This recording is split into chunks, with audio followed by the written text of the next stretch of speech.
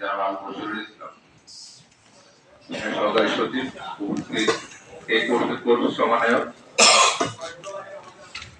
এবং গাড়ি চালক সমিতির সভাপতি সেক্রেটারি সহ অন্যান্য গাড়ি চালক বৃন্দ, সবাইকে আমার পক্ষ থেকে আন্তরিক অভিনন্দন, নিরন্তর শুভেচ্ছা।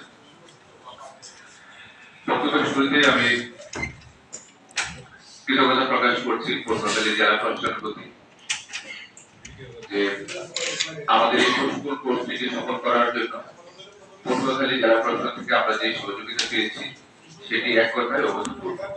আমরা যা প্রত্যাশা করেছি তার চেয়ে বেশি আমরা তাদের কাছ থেকে সহযোগিতা পেয়েছি।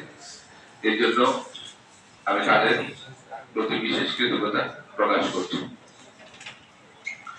আপনারা সবাই জানেন যে সঞ্জীবনের প্রশিক্ষণের মূল উদ্দেশ্য হল আমরা যখন কাজ করতে করতে ঝিমিয়ে পড়ি তখন আমাদের মধ্যে কর্মস্পৃহা কর্মোদ্যম বৃদ্ধির জন্য আমরা এই সঞ্জীবনী প্রশিক্ষণকে আয়োজন করি এবং পাশাপাশি আমাদের পরিবর্তিত যে নিয়ম কানুন এবং বিভিন্ন আইন বিধিবিধান আছে সেগুলোর সাথে আপনাদের পরিচয় করে দেওয়া, বাংলাদেশের ইতিহাস ঐতিহ্য কৃষ্টি সেগুলোর সাথে আপনাদের পরিচয় করে দেওয়া।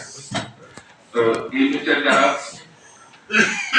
অংশগ্রহণকারী আছেন তারা বিশেষ সৌভাগ্যবান, কারণ কুয়াকাটার ইতিহাস ঐতিহ্য সম্বন্ধে তারা জেনেছেন। যেখানে রাখাইতে আগমন এবং বিভিন্ন কৃষিনন্দন যে টুরিস্ট স্পটগুলো আছে সেগুলো আপনারা দেখেছেন। গতকাল রাত্রে আমরা একটি কালচারাল অনুষ্ঠান উপভোগ করেছি এবং জেলা প্রশাসনের আজকে যে সুন্দর সেশন আয়োজিত হলো, সব মিলে আমরা একটি সুন্দর প্রশিক্ষণ উপভোগ করলাম। আমার মনে হয় যে আমাদের এই আজকে এই লার্নিং সেশনে আমরা যে বিষয়গুলো জানলাম সেগুলো যদি আমরা একটু মেনে চলি তাহলে আমরা আমাদের পেশাগত জীবনে সফল হতে পারবো। আমি আরো কৃতজ্ঞতা জানাচ্ছি আমাদের পরিবহন মানববল পরিবহন কমিশনার স্যারকে, তার শত কষ্ট করেও আমাদের সাথে এই প্রশিক্ষণে এসছেন এবং স্যারের মতামতে আমরা বিভিন্ন রকম সাপোর্ট পাচ্ছি।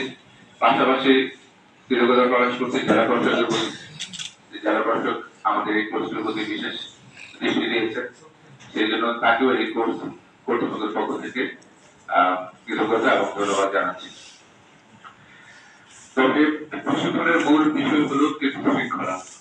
এই শৃঙ্খলার প্রতি আমাদেরকে আরেকটু যত্নবান হতে হবে।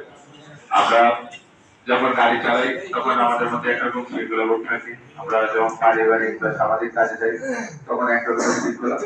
প্রশিক্ষণের শৃঙ্খলাটা কিন্তু ভিন্ন। প্রশিক্ষণের শৃঙ্খলার ব্যাখ্যা হলে সেটা কিন্তু হিসেবে দেখা হয়, অপরাধ হিসেবে দেখা হয়।